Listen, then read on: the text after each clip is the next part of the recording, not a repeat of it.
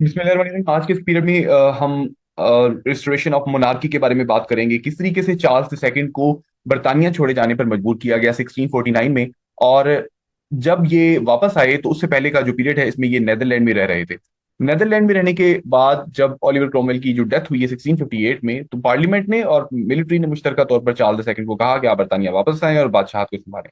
तो इस पीरियड को बादशाहत की बहाली का दौर यानी रेस्टोरेशन पीरियड भी कहा जाता है। थिएटर्स का आगाज हुआ जो क्लोज हुए 1642 में, लोगों को आजादी मिली लिखने में। तो एक बहुत ही फर्टाइल किस्म का पीरियड था ये। इसके साथ साथ हम इस पीरियड में होने वाले पॉलिटिकल इवेंट्स को भी डिस्कस करेंगे। एज ऑफ जॉन ड्राइडन भी इस एज को कहा जाता है। इस दौर के जो मशहूर क्रिटिक, पोइट हमें और प्ले राइट जो नजर आते हैं, जॉन ड्राइडन या विलियम कॉन्ग्रीव, उनको भी हम डिस्कस करेंगे। इस एज की जो खास बात है, उसमें हमारे पास बहुत सारे कॉन्स्पायरेसी जो होती रही हैं इंग्लैंड में उस दौर में, उनको भी हम नजर दोहराएंगे।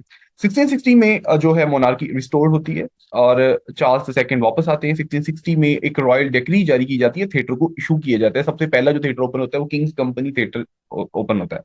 रॉयल सोसाइटी ऑफ लंदन जो है वो एक कमेटी तश्कील देती है ताकि इंग्लिश लैंग्वेज को as a language of science के तौर पर यूटिलाइज किया जा सके। 1665 में ग्रेट ब्लैक टाउन की बीमारी आती है, ब्लैक डेथ। इस तरह की वबाहों से अगरचे बर्तानिया पहले से ही आगाह था, लेकिन इसने भी बहुत ज्यादा तबाही की, यहाँ तक कि बादशाह चार्ल्स सेकंड को बर्तानिया छोड़कर ऑक्सफोर्ड में जाना पड़ा। 1660 में ग्रेट फायर ऑफ लंदन का एक इवेंट हुआ। जो लंदन है वो बहुत इसका जो हिस्सा है शहरी, वो जलकर राख हो गया। इसकी कोई वजह खास नजर नहीं आती बहुत सारे लोगों के नजदीक। तो इसकी वजह यह है कि एक तो ड्राई वेदर बहुत ज्यादा था, और उस साल कहते हैं कि रेनिंग बहुत कम हुई थी। और तीसरा जो है वो बिल्डिंग जो थी वो वुडन बिल्डिंग्स थी। तो तीन एक अपेरेंट रीजन है कि ये वजूहत जो है वो हो सकती हैं इस वाक्य की। इसके साथ साथ हम देखते हैं कि 16 जो हमारे पास जो पीरियड है उसमें 1667 में जॉन मिल्टन ने अपनी एपिक पोइम जो है वो पैराडाइज लॉस्ट जो है वो पब्लिश की। 1678 से लेकर जो 1681 का जो पीरियड है उसको पोपिश प्लॉट भी कहा जाता है। टिटस ओएट्स नामी एक शख्स था जो कि पहले कैथोलिक फिर दोबारा एंग्लिकनिज्म में कन्वर्ट हुआ। इस शख्स ने एक फिक्टिशियस प्लॉट के नाम से कहानी मशहूर की, जिसकी वजह से बहुत सारे कैथोलिक लोगों को अपनी जान के जो लाले पड़ गए और बहुत सारे लोगों को मारा भी गया। उसमें ये प्लॉट था कि जो जेसुइट्स हैं या जो कैथोलिक्स हैं, ये एक प्लॉट कर रहे हैं, ये कॉन्स्पायरेसी तश्कील दे रहे हैं जिसमें वो मारना चाह रहे हैं किसको? चार्ल्स द सेकंड को, जो कि प्रोटेस्टेंट बादशाह हैं। और बदले में वो जेम्स द सेकंड जो कि उनके ब्रदर हैं, जो कि कैथोलिक हैं, उनको लेकर आना चाह रहे हैं। तो इसकी वजह से बहुत ज्यादा मुश्किलात हुई बर्तानिया में, कैथोलिक्स लोगों को इल्जामात लगे और फिर बाहर बहरहाल ये एक फिक्टिशियस जो है ना वो कॉन्स्पायरेसी थ्योरी निकल आई। 1685 और 1688 बिलाखिर किंग जेम्स द सेकंड जो कि कैथोलिक किंग थे, उनको बादशाह बना दिया गया। अब यहाँ पर एक छोटा सा मोमेंट आपसे डिस्कस करना चाहूंगा कि जो किंग चार्ल्स द सेकंड थे उनके 12 बेटे थे, लेकिन कोई भी उनकी लेजिटिमेट बेटा नहीं था, यानी मैरिज से पैदा नहीं हुआ, इलेजिटिमेट थे। तो जो लिनियज का जो एक रूल था उसमें यह था कि the child should be legitimate in order to take over the crown. तो यहाँ पर यह प्रॉब्लम हो गया था कि इनका एक बेटा उन्होंने बगावत की, उसको फिर मार दिया गया। बदले में किंग जेम्स द सेकंड जो है, जो कि इनके भाई थे, उन्होंने हुकूमत संभाली, जो कि कैथोलिक थे। अब बर्तानिया के लोगों के लिए कैथोलिक बादशाह को बर्दाश्त करना एक बड़ा मुश्किल मरहला था। फिर वही हुआ जो कि हमारे सामने है कि इस बादशाह ने आकर प्रोटेस्टेंट क्लर्जी को बहुत तंग किया। नतीजा ये हुआ कि ग्लोरियस रेवोल्यूशन में इसको छोड़कर फ्रांस में पनाह जो है वो लेनी पड़ी। 1688 में अफ्रा बेन जो है फर्स्ट वेमेन नॉवेलिस्ट जिनको कहा जाता है, और रौनक को उन्होंने पब्लिश किया, और the history of the royal slave. इसके साथ 1688 में जेम्स द सेकंड जो है वो फ्रांस भाग जाते हैं और वहां पे एग्जाइल में 1701 में उनकी डेथ होती है। इसके साथ 1689 1702 का ये जो पीरियड है, इसमें आप देखते हैं कि William the orange the third और मैरी द सेकंड, इन्होंने हुकूमत की। ये जेम्स द सेकंड की प्रोटेस्टेंट डॉटर थी। इन्होंने इस ग्लोरियस या ब्लडरस रेवोल्यूशन में जेम्स द सेकंड जो कि कैथोलिक बादशाह, जिन्होंने 1685 में टेक ओवर किया, उनको भगा दिया और खुद टेक ओवर कर लिया। अब यहाँ पर हमें एक बड़ा इंपॉर्टेंट इवेंट भी नजर आता है जिसमें हम कहते हैं कि बिल ऑफ राइट्स का इवेंट। इस बिल ऑफ राइट में बड़ी मजेदार चीजें हमें नजर आती है कि एक इंपॉर्टेंट एक्ट था जिसमें कॉन्स्टिट्यूशनल सुपरमेसी को दी गई, पार्लियामेंट्री सुपरमेसी को वैल्यू दी गई, और बादशाह को बिला जरूरत सरकारी या पार्लियामेंट के कामों में मुदाखलत या इंटरफेयर करने से रोका गया। इसके अलावा बहुत ज्यादा जुर्माने, फाइन रोक से भी रोका गया। It also protected civil civil liberties, you can simply say that. लोगों को आर्म्स लाइसेंस रखने की यानी जरूरत इजाजत दी गई, और बादशाह के फैसले को भी चैलेंज करने की जो है वो दी गई, कि अगर बादशाह भी किसी को राइट दे देता है तो उसको भी चैलेंज किया जा सकता है, ताकि जो जस्टिस है वो बिल्कुल बरकरार रहे। ग्लोरियस रेवोल्यूशन का जो टर्म है जॉन हैम्पटन ने 1689 में कॉइन किया। 1690 में बैटल ऑफ वेन हुई। बैटल ऑफ वेन आयरलैंड के मशरकी एक इलाके में, ईस्टर्न इलाके में, ये जंग दरिया के किनारे ये जंग होती है।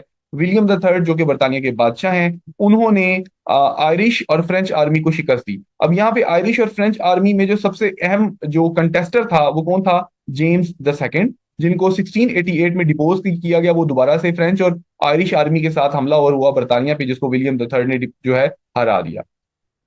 उसके साथ 1694 में बैंक ऑफ इंग्लैंड की बुनियाद रखी गई। 1697 में ऐसे अपॉन प्रोजेक्ट्स में Daniel Dafoe academy of 36 gentleman की एक बुनियाद रखने की जो है वो अपील करते हैं, ताकि इंग्लिश लैंग्वेज के यूजेज को जो है वो डिक्टेट किया जा सके। इसके साथ हम देखें तो इस पीरियड में जो हमें इंपॉर्टेंट लिटरी फैक्ट नजर आते हैं उनको देखते हैं, कि player entertainment and satirical elements और pursuit of player, depiction of the upper class in their moralities, their prejudices, it was very common on theatre. तो ये एक हमें खास बात नजर आती है। अगर हम वन बाय वन इसको एनालाइज करें तो कॉमेडी ऑफ मैनर एक मेजर यॉनरा के तौर पर हमें प्ले में नजर आता है।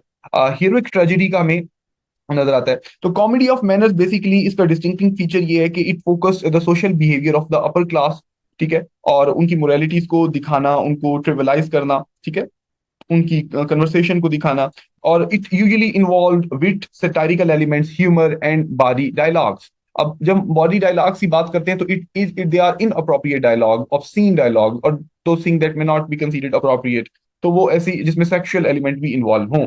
अब हीरोइक ट्रेजेडी की बात करें हम, तो हीरोइक ट्रेजेडी में हमारे पास ऐसी ट्रेजेडी जिसमें नोबल जेंटलमैन, कोई नोबल कैरेक्टर है, जैसे mark Antony, Julius Caesar, Cleopatra जैसे लोगों को दिखाना, उनको पोर्ट्रे करना, लैंग्वेज भी बड़ी ऑर्नेट किस्म की लैंग्वेज, ग्रैंडियोस स्टाइल को दिखाना। तो जॉन ड्राइडन ने ऑल फॉर लव एक ट्रेजेडी लिखी दैट वाज वेरी पॉपुलर, जो कि बेस्ट एग्जांपल इस हीरोइक ट्रेजेडी की। रिस्टोरेशन ड्रामा की हम बात करते हैं, it is marked by flamboyant style. Flamboyant style से मुराद ये है कि बड़ा डेकोरेटिव स्टाइल था, बड़ी ऑर्नेट लैंग्वेज किस्म की, कॉस्ट्यूम डिजाइन और म्यूजिक का इस्तेमाल करके तो लार्ज थिएटर में इसकी परफॉर्मेंस की जाती है। सेटारिकल एलिमेंट, सेटायर के नाम से अगर हम देखें तो फिर जॉन ड्राइडन का नाम हमें सामने आ जाता है, और प्ले राइट्स का, कि जिन्होंने एब्सोलॉम एंड अकिटोफेल जैसी शानदार सेटारिकल जो है वो पोइम्स लिखी, एपिक बेस्ड मॉडल पे लिखी उन्होंने।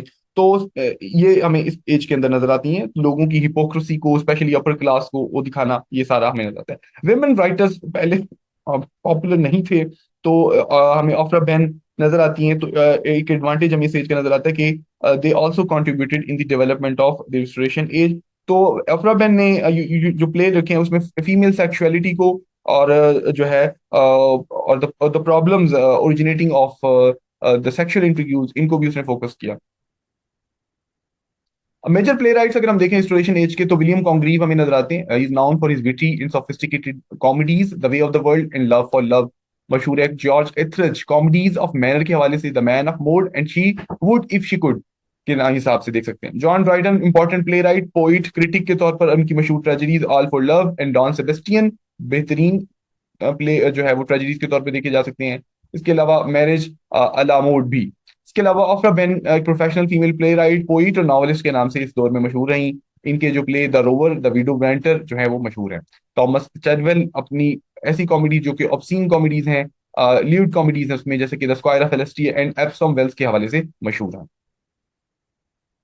कॉमेडी ऑफ मैनर्स के अगर हम फीचर की बात करें तो यहाँ पर हम देखें कि विटी डायलॉग, इसमें डायलॉग का जो इस्तेमाल है वो ऐसा किया जाता है कि शार्प या इंटेलेक्चुअल किस्म का जो ह्यूमर है वो हमें नजर आ रहा होता है इसके अंदर। फिर इसके अलावा इसमें जो डबल एंटेंड्रा हमें नजर आता है, इसके मुताबिक यानी आप कह सकते हो डबल मीनिंग, वर्ड प्ले, यानी बात कहीं कुछ जाए और मनी मीनिंग उसका कुछ और नजर हमें आए, तो ये इस हवाले से हमें नजर आता है। इसके अलावा सेटायर ऑफ सोशल कस्टम्स हमें नजर आती है, अपर अपर क्लास के कस्टम्स को, एरिस्टोक्रेसी को, उनकी हाइपोक्रेसी को, उनकी प्रिटेंशंस को जो है वो सामने लेकर आना और उनको मॉक करना। तो ये सारा हमें इसमें सोशल क्लास को जो सेटारिकल एलिमेंट्स इसमें नजर आते हैं।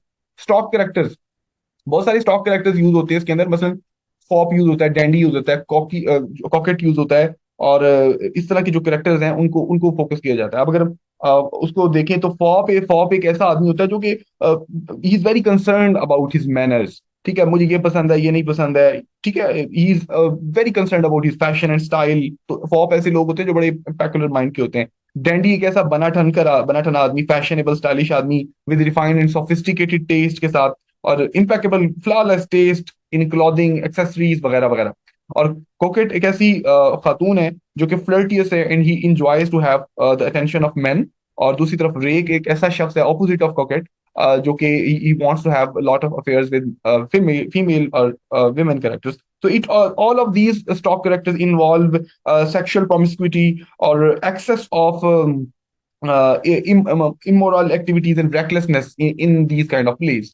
तो ये हमें स्टॉक कैरेक्टर्स नजर आते हैं इस कॉमेडी ऑफ मैनर्स के अंदर। Focus on love and romance तो एक इंपॉर्टेंट एलिमेंट था इसका, कि love and romance, marriages, sexual intrigues, courtship, elopement, तो ये हमें इसके अंदर जो है वो नजर आती है। इंट्रिकेट प्लॉटिंग, मल्टीपल प्लॉट, सब plots, change of characters, change of identities, secret lesions, affairs, ये सारे हमें इसके अंदर नजर आती हैं कि आपको बड़ी जो है ना वो डिटेल के साथ इसको पढ़ना पड़ता है। Happy ending, definitely happy ending इस प्ले की खास बात थी। इस ट्रेडिशन कॉमेडी का मकसद ही यही था कि लोगों को खुश किया जाए और एक मैसेज जो है वो दिया जाए। William Congreve, English play right, poet, way of the world के हवाले से बहुत मशहूर, विटी डायलॉग और सैटारिकल ट्रीटमेंट ऑफ सोशल कन्वेंशन के हवाले से बहुत मशहूर। 1670 में पैदा हुए। उनके फादर सोल्जर थे। अपने करियर को उन्होंने प्ले राइट के तौर पर शुरू किया। द ओल्ड बैचलर पहला प्ले था उनका 1693 में। इसके बाद love for love, the way of the world, जो कि अपने डायलॉग, कम्प्लेक्स एग्जाम, प्लॉटिंग और सैटारिकल ट्रीटमेंट के हवाले से, जिसमें प्रोविसो सीन भी एक आता है जिसमें जो मिराबेल और फिनाल है वो आपस में डायलॉग करते हैं और फिर वो अपनी टर्म्स तय करते हैं शादी के लिए। तो वे ऑफ द वर्ल्ड को अच्छा रिसीव नहीं मिला, तो इन्होंने फिर प्ले छोड़कर गवर्नमेंट ऑफिशियल के तौर पर ज्वाइन किया। अर्ल भी ऑफ हेलिफैक्स भी रहे, फिर कमिश्नर भी थे, वाइन लाइसेंस इशू करते रहे। इनकी पोइट्री को अलेक्जेंडर पोप ने तारीफ भी की और सराहा भी। कांग्रेस के जो प्ले ओल्ड बैचलर पहला प्ले था, ह्यूज सक्सेस था, और इसके अलावा it's satirizes the institution of marriage and features the number of stock characters, जिसकी हम बात कर चुके हैं। लव फॉर लव एक रोमांटिक कॉमेडी है जो कि themes of love, money and social class को पोर्ट्रे करती है। Choice between love and financial security का एक इशू इसके अंदर नजर आता है। और मोस्ट फेमस कैरेक्टर हमें इसके अंदर वैलेंटीन एंड एंजेलिका नजर आते हैं। जब आप तैयारी करें तो इन मेजर कैरेक्टर्स को भी ज़हन में रखेंगे। The way of the world भी बहुत मशहूर प्ले है, जो कि उस दौर में तो यकीन अच्छा नहीं समझा गया इसको, लेकिन आजकल के दौर में इसकी पॉपुलैरिटी बहुत बड़ी है। सटायर ऑफ अपर क्लास और देयर कम्प्लेक्स कन्वेंशन, मैरिज को लेकर, एज को लेकर, मिस्टेकन आइडेंटिटीज को लेकर, ये प्ले बहुत ही शानदार किस्म का एक मैसेज कन्वे करता है। तो इसके अलावा द मॉर्निंग ब्राइड एक ट्रेजेडी है that explores themes of love, jealousy and revenge. तो इस प्ले के अंदर memorable characters Almeria and Zara शामिल है। बहुत मशहूर लाइन के heaven has no rage like love to हैव turned nor hell a fury like a women's scorn, कि भाई अगर किसी शख्स को रिजेक्ट किया होगा तो उसका जो गुस्सा है it can excess all of the limit of hatred and hell. तो specially the women's scorn refers to the person, to the lady who has been rejected on account of marriage. तो ये एक हमें इंपॉर्टेंट चीज हमें नजर आती है। जॉन ड्राइडन की बात करें, प्ले राइट, पोइट, क्रिटिक, बहुत मशहूर क्रिटिक, इन्होंने बहुत सारे इंपॉर्टेंट वर्क्स लिखे। एल्विंकल नॉर्थम्पटनशायर बर्तानिया में पैदा हुए। ट्रिनिटी कॉलेज से इब्तदाई तालीम हासिल की। ट्रांसलेशन स्टडीज में भी बहुत ही इनकी मायनास खिदमत हैं। पोइट लॉरियट के तौर पर इनको डेजिग्नेट किया गया और वो अपनी पोजीशन को उस वक्त तक होल्ड किए रखा जब तक उनकी डेथ नहीं होगी। याद रखें, जॉन स्केल्टन का नाम भी हमें जहन में आता है पोइट लॉरियट के तौर पर। तो जॉन स्केल्टन को ऑक्सफोर्ड यूनिवर्सिटी ने तैनात किया था। उसके बाद अनऑफिशियली हमारे पास बेन जॉनसन का नाम जहन में आता है। बेन जॉनसन, याद रहे, अनऑफिशियल थे पोइट लॉरियट और उस वक्त कोई सरकारी ओहदा तफवीज नहीं किया गया था। और फाइनली हमारे पास आते हैं जॉन ड्राइडन, जिनको ऑफिशियली तौर पर पोइट लॉरियट का ओहदा दिया गया। ड्राइडन जो है लिटरी फॉर्म्स के मास्टर, हेरोइक कपलेट के हवाले से मशहूर और सटायरिकल ट्रीटमेंट के हवाले से मशहूर, कॉमेडी ऑफ मैनर्स को डेवलपमेंट करने में इनका बड़ा रोल है। और पॉलिटिकल कंट्रोवर्सीज या रिलीजियस कंट्रोवर्सीज पे इन्होंने बहुत काम लिखा है। 1700 इनकी डेथ हुई है and he was buried in Westminster एबे। इंपॉर्टेंट अगर हम वर्क्स देखें ड्राइडन के, तो उससे पहले हम देखें कि क्रिटिक्स के तौर पर उन्होंने क्या क्या काम किया। अरिस्टोटल को प्रेस किया। अरिस्टोटल की जो पोलिटिक्स पे जो व्यूज हैं उनको इन्होंने अपने वर्क्स पर भी अप्लाई किया। ऑल फॉर लव जो इनकी ट्रेजेडी है, जो कि फोकस करती है रोमन जनरल मार्क एंटनी और इजिप्शियन क्वीन क्लियोपेट्रा के ऊपर, एक ट्रेजेडी जिसमें दोनों आपस में अपनी जिंदगी का खात्मा कर लेते हैं। तो ये उसमें उन्होंने अरिस्टोटल को क्रेडिट दिया। जॉफरी चौसर को बहुत ही ज्यादा प्रेस किया इन्होंने। admired his ability to capture the complexity of the human nature in his poetry. Dryden ने Fables of Ancient and Modern में क्रेडिट देते हुए फादर ऑफ इंग्लिश पोइट्री का टाइटल भी दिया जॉफी चॉस को। विलियम शेक्सपियर को बहुत ज्यादा उन्होंने सराहा। He praised Shakespeare because of his sensitive genius and to capture the complexities of human life. John Milton को इन्होंने क्रिटिसाइज किया कि भी ब्लैंक वर्स के यूजेज में और portrayal of God as a tyrant in Paradise Lost, although के epic poem को उन्होंने ग्रेट वर्क ऑफ लिटरेचर के तौर पर कहा। इसके साथ साथ अगर हम देखें जॉन डन को उनकी अनएक्सपेक्टेड और ओरिजिनल कंपैरिजन ऑफ पोइट्री के हवाले से उन्होंने प्रेज किया कि भी किस तरीके से बहुत ही डिसिमिलर ऑब्जेक्ट्स को यूटिलाइज करते हुए उन्होंने सिमिलीज और मेटाफोरिकल एलिमेंट का इस्तेमाल करते हुए अपनी पोइट्री। बेन जॉनसन को क्रिटिसाइज किया कि उनके जो प्ले हैं वो बहुत ही ज्यादा मॉरलिस्टिक है और ट्रू विट और या ह्यूमर उसमें जो है वो नहीं है। इंपॉर्टेंट वर्क्स अगर हम देखें ड्राइडन के पोइट्री में तो एनएस मिराबिलिस 1667 में जो कि एक लॉन्ग पोइम है, इंग्लैंड की विक्ट्री डच में, और ग्रेट फायर ऑफ लंदन की सराहती हुई नजर आती है। एब्सोलम एडिक्टिफल एक सेटारिकल पोइम है, लॉन्ग सेटारिकल पोइम जिसमें बिब्लिकल मॉडल के तौर पर उस कैरेक्टर यूज किए गए हैं और इसमें वो सोशल पॉलिटिकल और रिलीजियस इवेंट्स को क्रिटिसाइज करते हुए नजर आते हैं। मैक फ्लैकनो 1682 में लिखी गई मॉक हेरोइक पोइम है जो कि एक फेलो पोइट थॉमस शेडवेल को क्रिटिसाइज करती है। The Hind and the Panther long allegorical poem है that defends Catholicism and critiques Protestantism। और इसके बाद अगर हम देखें प्लेज में हमारे पास द वाइल्ड गैलेंट 1663 में जो पब्लिश हुआ है कॉमेडी है जो कि ड्राइडन का पहला प्ले था और ऑडियंस ने अच्छा तरीके से इसको रिसीव नहीं किया। The Indian Queen a tragedy that was co-written with Sir Robert Howard that deals with the themes of love, jealousy and revenge. कुछ को मैंने हाईलाइट किया तो जो हाईलाइट किए वो इंपॉर्टेंट है और बाकी को आप एक नजर जरूर पढ़ सकते हैं। ऑल फॉर लव एक इंपॉर्टेंट ट्रेजेडी है जो कि एंटोनी एंड क्लियोपेट्रा के को फोकस करते हुए दिखाई जाती है और ड्राइडन का एक मास्टरपीस है और इसको हीरोइक ट्रेजेडी में भी देखा जा सकता है। Marriage a la mode a comedy of manners है जो कि सिट्राइज करती है मैरिज मार्केट को और excesses of the upper classes को। क्रिटिसिज्म में an essay of dramatic poesy critical essay है difference English drama and compares to ancient Greek and Roman drama, और जिसमें एंशियंट और ग्रीक ड्रामे को कंपेयर करते हैं, रोमन ड्रामे को भी कंपेयर करते हैं।